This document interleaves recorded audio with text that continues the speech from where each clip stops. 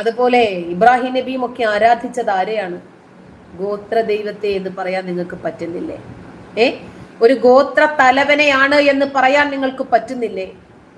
എന്നിട്ട് ഈ മൃഗബലിയെ വെള്ളപൂശുവാണ് ഈ ആധുനിക കാലഘട്ടത്തിൽ കുറച്ച് കോട്ടിട്ട് വന്ന മൊല്ലാമാര്.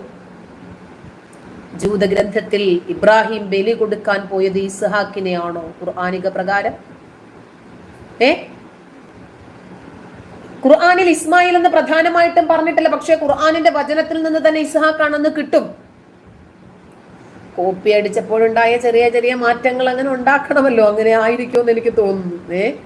ഇങ്ങനെ ഒരുപാട് വസ്തുതകളുണ്ട് ഇതിനകത്ത്, ഒരുപാട് കാര്യങ്ങൾ നമുക്ക് ഇതിനെ കുറിച്ചിട്ട് അറിയാനുമുണ്ട്, മനസ്സിലാക്കാനുമുണ്ട്, ചിന്തിക്കാനുമുണ്ട്. ഖുർആൻ പറഞ്ഞത് ഫബശ്ശിർ ഇബാദല്ലദീന യസ്തമിഊനൽ ഖൗല, ഫബശ്ശിർ ഇബാദ